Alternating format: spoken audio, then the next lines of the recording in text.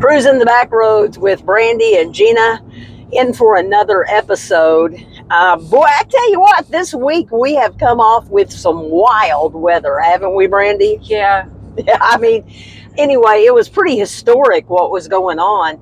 And I don't know about you, but I noticed everybody seemed to be a little more stressed and a little more tired during the day. And I think most of that was due to the fact that people were staying up late at night glued to their smartphones or their TVs, whatever their way was of getting wild weather updates. And I'm telling you, it's hard on you when that wild weather happens. It's like Speedy Gonzalez. It just comes in. I mean, like you're running around playing golf and next thing you know, you're getting hit in the head with baseball-sized hail. It's horrible. But everybody reacts to stress and anxiety differently. And this photo, we give credit to Melissa Gillen because she's sneaky and she got a picture of me just doing what I do when storms happen and stress happens. There's the picture. Brandy, how did you shelter down for this? Well, storms freak me out. So I talked Tim into going into the garage with the 3 fur babies and sitting in the truck. I bet that was something to see. In the garage. In the garage. Mm-hmm. All right. So did you feel safe? Safer than, in the trailer, I guess. Okay, well, there it is. All right, there's absolutely nothing wrong with that. And, I have to say, I am so thankful and grateful for the protection over our community during these storms. I mean, I felt so blessed when I woke up and everything was just as I left it, just with a lot more water around it. Yeah. And the sad part about that is so many people in adjoining communities and down the road a piece, they didn't have that same fortune that we were given. So we want to keep them in our prayers and we want to keep them in our thoughts, but most importantly, our prayers. Have you heard the story about the little boy Bentley that was traveling through Ballard County with his family and he was injured during the tornado? Yeah, I think... didn't they pull over at a church? Yes. To try to, let the storm pass or whatever? Yes. And he was injured. And, I encourage everyone who's watching this to go to Facebook. They have created a Facebook page, his family has, for people to keep up with Bentley's progress. It's called Bentley's Battle. And, we just want to offer our prayers. We want to offer encouragement to this little boy and his family because what they are going through is something that is unimaginable to me. So today we want to talk about community pride. That's one of the things we want to talk about. And as you can see, we have these new hats. And of course, you can't live in Crittenden County without being a Rocket fan. And being a born and bred Crittenden Countyan, we like to call ourselves homegrown. We are homegrown Crittenden Countyians, and we love our hats. And we have hooked up with Rui to make these hats available for purchase. So a lot of times on this podcast, you're going to hear the word homegrown. And that means we are proud of the community that we live in, which is a great thing because we love our little small town, don't we? Mm-hmm. We're from a small town. I wouldn't have it any other way. No. Absolutely not.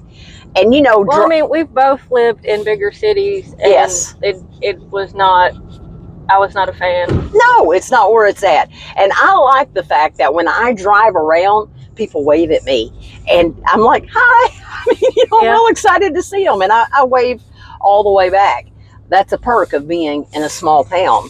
And, do you remember when you were young, you used to go on what's called a Sunday afternoon drive? Mm-hmm. Do you remember those? Yep. A lot of things happen on a Sunday afternoon drive. It was usually you, maybe a friend, but definitely your mom, dad, and a grandparent or two. And everybody piled in the big wooden wagon, the wagon with the panels on it. Yeah, and I'm not quite that old, Gina. Now you're making old jokes at me.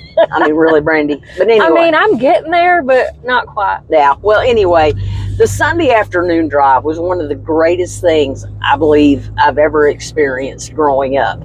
And that's where you learn to drive on the back roads, right? Yep. It was amazing. And I'm all about bringing back the Sunday afternoon drive. I don't want the Sunday afternoon driver in front of me when I'm trying to get somewhere. But just to get out with your family and spend a little time on the back roads and just talking about things. You learn so much. You learn about each other. You learn about the history of, the county. And if you're with somebody like me, you'll be like, well, back years ago, so-and-so used to live over there. Did you ever hear that? I did all the time. So-and-so used to live over there. And let me tell you, I love those stories from my mom and my grandma. Absolutely loved them. Yeah, I've got an uncle that if you go anywhere with him, like he knows like where everybody lives or who grew up there, Yes. who owns this farm. Like, it's crazy. Well, here's the thing is in our county right now, the landscape of cruising the back roads is going to change dramatically over the summer. And that's because they are replacing the Crooked Creek Bridge. And that is the bridge that takes you into, here's another OG term, Dam 50. I mean, today's people call it Riverview Park. It's always going to be Dam 50 to me. But when they remove that bridge, that's the only way to pass through there. You're going to have to go all the way around Cotton Patch. And for the homegrown people... What's Cotton Patch? Well, yeah, the homegrown people know what Cotton Patch is. But the tourists that are going to be coming in to go down the Dam 50 with their 55-foot trailers, they're not going to have a clue how to navigate Cotton Patch.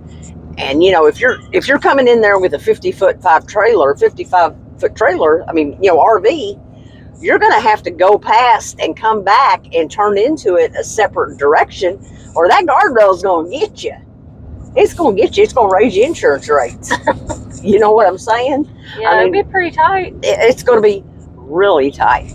And so that's just something. And I've always loved Dam 50. Mm-hmm. It's beautiful down there. Back years ago, I used to be over the mowing crew at Dam 50, well, around the community. And I would sit out there on that four-wheeler and just look over at the water and watch the barges come up and down. And it is like, I don't know, it's a wonderful place. It's peaceful. It is so peaceful down there. And I am so proud of the fact that our community has revamped that. Mm-hmm. And people are coming from everywhere, and not just the locals. I mean, they're coming from everywhere to utilize Dam 50. I think that's amazing. So, if you're out on a Sunday afternoon drive, just get out there and look around. Make sure, though, that you get gas. You have to fuel up before you get out on the back roads, because there's nothing worse than being out on a back road and running out of gas. I mean, back in the day, honestly, it wasn't too bad. I mean, it was horrible back in the day. Yeah, because, there are no cell phones. No cell phones. You had to walk it. If you were lucky enough to have one, it was a bag phone, and it was emergency situation only. Yes, and you would have to walk up to somebody's house, knock on the door, and be like, my truck's like 5 miles back. I ran out of gas. You think I could borrow some gas? But the cool thing about it is everybody would help you. Yeah. They'd put you in their truck and drive you back and get you some gas. It wasn't bad. But today, you've got a cell phone, so it's a little easier unless you're in a spot that has no service. So if you're going to go out on Sunday afternoon drive, be sure to swing by Liberty Fuels, because Liberty Fuels is owned and operated. It is the only locally owned and operated gas station in our community. Plus, they have those great little bags of ice. It's got the little bitty ice in it. Yes. Yes, everybody loves that. The little bitty pellet ice. And it's owned by our very own homegrown Craig Gillen. You know what? If Craig Gillen was a Care Bear, where are you going with this? I was just thinking about it. If Craig Gillen was a Care Bear, what would be his belly badge? You know how all the Care Bears had a belly badge? Well, the belly badge was how you identified their superpower, their gift. Okay. You see what I'm saying? So if Craig Gillen was a Care Bear, and if he had a belly badge, you know what I think the belly badge would be? What? I think it would be a bee. Like a bee. You know why? Because bees are very, very productive. Okay. I was like, they sting? No, they're very, very productive, and they're very diligent. And if you know Craig, if he does anything, he does it absolutely right. You know it's done right if Craig Gillen's doing the project. He's my GTG guy, my go-to guy.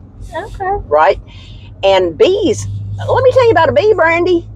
A bee has to travel like 55,000 miles. They have to visit. I mean, like, I'm not making this up. They have to visit like 2,000 or 200,000 flowers just to get enough pollen for a pound of honey. Now tell me that's not a hard-working bee. Like a little tiny bee. Okay. And did you know that one bee can't do anything by itself? It has to have a hive of bees, and they work together. And I'm just saying, if I was in a bee colony, I would want Craig Gillen to be my bee leader. You know what I mean? Because he's hardworking and he's diligent and he thinks things through. You see what I'm saying? Yeah. Do you see that? What do you think if you were a Care Bear? What would be your belly badge? It'd probably have an RBF on it. Brandy, that is not even the truth. You know what I think your belly badge would be? I'm scared to ask. I think it would be like a big old oak tree or a pine tree, because they are a symbol of strength and they withstand everything Mother Nature throws at them. And when I look at the things that you've accomplished in your life and overcome, you know what you are? You're like that big old oak tree. Oh, Gina. Yeah, I That's mean, sweet. it is. It's probably the nicest thing I'll say this entire trip. But that's just what I'm saying. I mean, and you know, what do you think my belly badge? Hey, what do you think my belly badge would be? Looking for traffic. There's no traffic. What do you think my belly badge would be? Tornado. I'm not a tornado. That wasn't even funny. I know what I'm going to tell you what my belly badge would be. You know, have you ever seen that movie, The 51st Dates? Yeah. And remember that little yellow Volkswagen? I think it's called, what is it? It's a 1973 Volkswagen thing. It looks kind of like a Jeep. Something. Yeah, Lucy drives it. Okay. Yeah, Lucy drives it. That would be my belly badge. You know why? Because I have the ability to wake up new every day. It's like yesterday never happened. I just wake up new every day. And Melissa Gillen pointed that out to me the other day. She's like, you live in the moment. And I'm like, I do. I'm Lucy on 51st Dates. I wake up new every day. I live in the moment, which isn't a bad thing. So, anyway, and like, do you know Ma Colonel? Do you know who Ma Colonel is? Sure do. Well, let me tell you what Ma Colonel's belly badge would be. It would be a phoenix. Because, I can see that. Because Ma Colonel could rise from any set of ashes and come out smelling like a winner. I mean, Ma Colonel to me she is the phoenix. Yeah. Do you know what I mean? That's what I think. What about Tim? Timmy Crocker! Yeah! Well, chef's hat or baker's hat or something? Yes, because Tim can whip up the food. He is so great. Yeah. I mean, here's the thing is, what do you guys think? What do you think your belly badge is? Your superpower, your gift? What is it? I mean, share this with us. We want you to respond and tell us what you think your belly badge would be. Because here's the thing about belly badges. Craig is a great bee, but what do bees need? They need their hive, right? Yeah, their community. Their community. And I mean, here I am. I don't worry about yesterday. and have very little thought for tomorrow. So what do I need? I need a community to keep me pointed, right? I mean, and that's what we all need is our community. Because individually, our belly badges only carry so much of a superpower. But when you put all of our belly badges together, guess what? We can become the community that we want to be. Yeah. So first off, we have to figure out what our belly badge is. And that's what we want to hear from you today is what is the belly badge that you have? And how can it be used to create a community that you would be proud of? Because remember, it's all about being homegrown. Yeah. It's all about taking pride in who you are and never forgetting where you come from. Right? I hope everybody has a blessed week. I hope everything in your life is peaceful. That's what we want for you is peace. And just have a good week. And if you can't find a nice person, become a nice person. Thank you. Check it out. That's good. It was honest and sincere. Yeah. Yeah. If you can't find a nice person, be a nice person. Yep. All right. Thanks for tuning in to Cruising the Backroads with Brandy and Gina. Be sure to check out our merch, and you can order it from Rui. Anything that's homegrown, we endorse it. See you next week. Peace out.